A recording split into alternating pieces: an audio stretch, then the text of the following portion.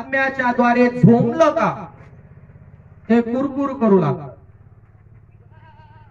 आपल्या मुखातून काय शब्द बाहेर काढतात ते त्या लोकांना ठाऊक आहे.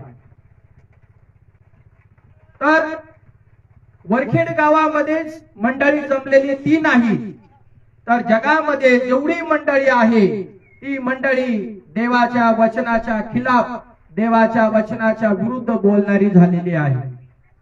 या शेवटच्या दिवसामध्ये तुम्ही आणि खूप लोक देवाचा क्रोध, देवाचा राग त्यांच्या जीवनावरती भडकतो, देवाचा फटका त्या लोकांना बसतो. त्याच्या पाठीमागचं हे कारण आहे की सत्य वचन ऐकून सुद्धा देवाच्या वचनाचा विरोध करणं म्हणजे ते लोक येशू ख्रिस्ताला विरोध करतात. काय करतात म्हणा? येशू ख्रिस्ताला विरोध करतात. आणि जे लोक येशू ख्रिस्ताला विरोध करणारे असतात, असं लिहिलं आहे की ते देह स्वभावाने जीवन जगणारे आहात. म्हणजे आत्म्या संगती ते जगत नाही, आत्म्या संगती ते चालत नाही, आत्म्याचं ते ऐकत नाही, तर आपल्या देहाला ज्या गोष्टी आवडतील अशा गोष्टी करणारे हे लोक आहेत. हालेलुया.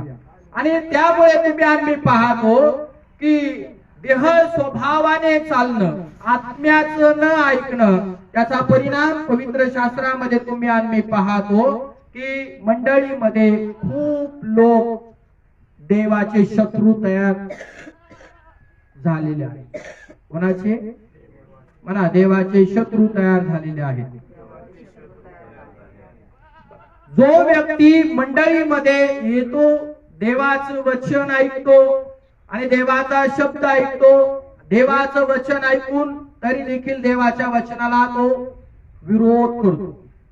असं वचन नाही सांगायला पाहिजे होतं, असंच का बोलले, तसंच का बोलले, तसंच का सांगितलं, असंच का सांगितलं, असं नव्हतं सांगायला पाहिजे, तसं नव्हतं सांगायला पाहिजे. खूपशे मंडळीतले लोक देवाच्या वचनाच्या विरुद्ध कुरकुर करत असतात. काय करतात? आणि जे लोक देवाच्या वचनाच्या विरुद्ध वागणारे असतात, असे जगामध्ये जेवढी ख्रिस्ताची मंडळी एकत्र येते त्या मंडळीमध्ये असे लोक तुम्हाला आणि मला बघायला मिळतील. म्हणा कुरकुर करणारे लोक, सगळेजण म्हणा कुरकुर करणारे लोक.